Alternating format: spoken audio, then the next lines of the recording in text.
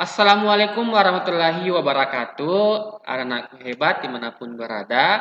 Sekarang kita akan melanjutkan pembelajaran kita dengan materi eh, transport melalui membran, tipe yang kedua yaitu transport aktif. Nah, sebelumnya kan tipe yang pertama kita sudah eh, pelajari yaitu transport pasif. Nah, sekarang kita akan pelajari eh, transport melalui membran yang bertipe transport aktif. Nah, transport aktif ini adalah transport zat melalui membran yang melawan gradien konsentrasi dari konsentrasi rendah ke konsentrasi yang lebih tinggi sehingga memerlukan energi. Nah, energi yang diperlukan itu adalah ATP atau adenosin trifosfat yang di eh, dibentuk di dalam sel, yaitu tepatnya di organel mitokondria. Jadi ATP itu nanti digunakan untuk memindahkan molekul atau zat yang akan masuk maupun yang akan keluar dari sel. Seperti itu. Nah, apa-apa saja yang termasuk transport aktif? Nah, ada yang namanya proses pompa ion, ada namanya eh, endositosis dan eksositosis, seperti pada gambar atau slide yang Bapak tampilkan. Nah, ini contoh pompa ion. Nah, pompa ion itu yang terjadi di dalam sel, yang terjadi di membran sel, ya, itu salah satu contoh daripada transport aktif. Nah, transport ion melalui membran. Ini membrannya ya, ini membrannya. Nah, ini ruang ekstraseluler, artinya di luar sel. Dan ini adalah ruang intraseluler, berarti di dalam sel. Seperti itu. Dan ini adalah struktur membran sel. Nah, ada protein seperti ini namanya protein integral. Kenapa disebut dengan protein integral? Karena menembus dua lapisan. Kemudian yang seperti ini yang bulat-bulat itu adalah lipid. Ya, maaf, bukan lipid, fosfat, ya, fosfat. Sedangkan yang ekornya ini adalah lipid. Seperti itu. Nah, anakku bisa melihat ya, ini yang segi yang berwarna biru ini adalah diumpamakan sebagai ATP ya, yang nanti dibutuhkan untuk membuka ya atau yang akan digunakan untuk memompa natrium. Nah, di ruang ekstraseluler itu kaya akan Na+ ini ya. Kemudian eh, ada juga kalium. Nah, seperti itu. Dan begini prosesnya. Silakan lihat arah panahnya seperti itu. Nah, yang berwarna orange ini adalah Na+ natrium. Seperti itu. Nah, dengan penambahan energi, maka struktur protein akan terbuka sehingga natrium terlepas. Ya, terlepas dari sel dan keluar seperti ini. Kemudian eh, di luar ekstraseluler juga terdapat kalium. Nah, kalium. Kalium ini nantinya akan masuk ya, akan masuk ke dalam sel.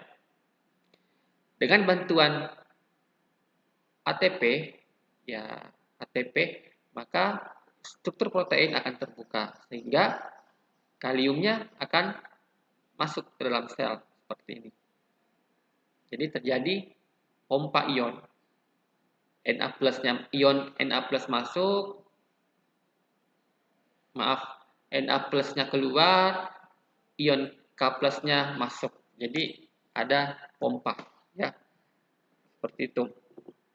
Nah, jadi pompa ion itu adalah transport ion melalui membran dengan cara melakukan pertukaran ion dari sel dengan ion di luar sel. Nah, kita ketahui di sini bahwa ion Na+ di luar sel,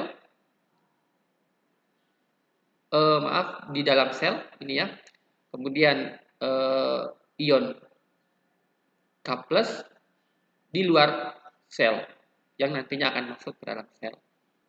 Seperti itu.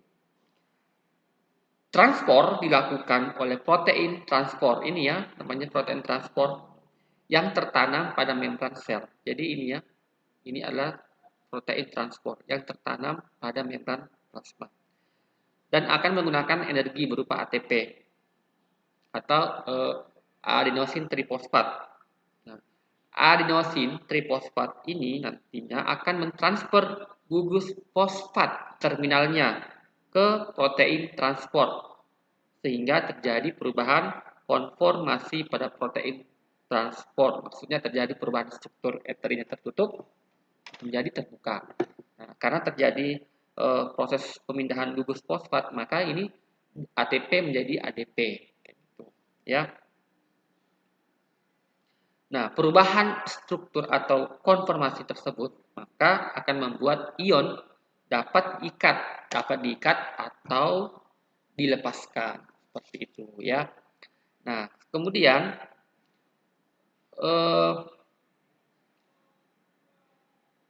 ini kan contoh daripada pompa ion natrium, kalium pada sel hewan ya.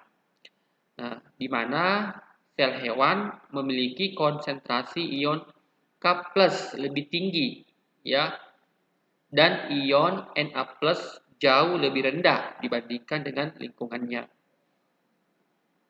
Gitu. Nah, membran sel hewan mempertahankan konsentrasi ion dengan melawan gradien konsentrasi dengan memompa ion Na+ keluar ya, keluar. Dan ion K+ masuk ke dalam sel. Jadi ion Na+ akan keluar ya. Na+ akan keluar seperti itu.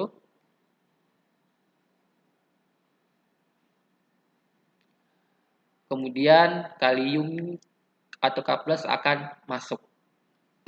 Itu akan masuk. Jadi ion natriumnya ini berada di dalam sel yang nantinya akan keluar.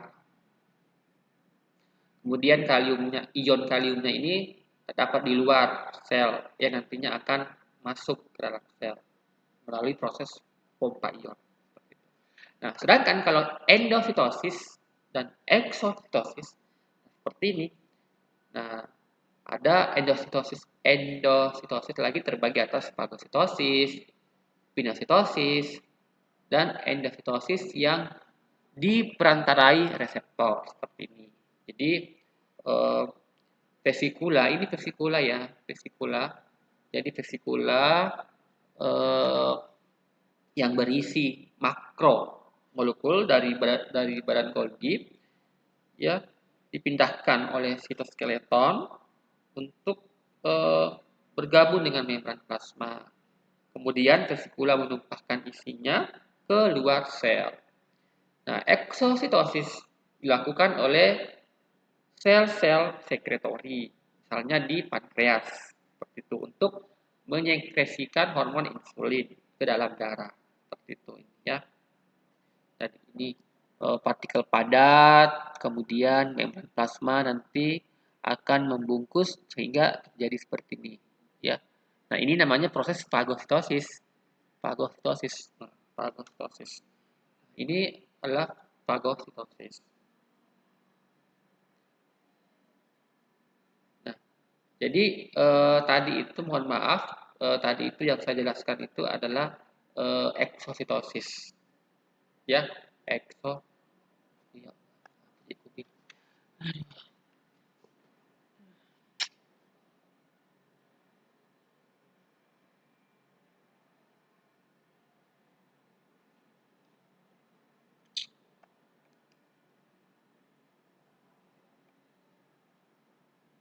terlalu panjang ya, menjelaskan.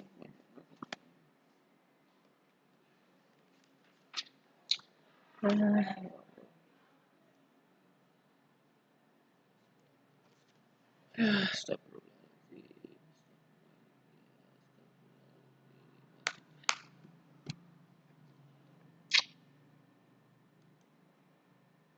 Coba nggak usah kasih begini.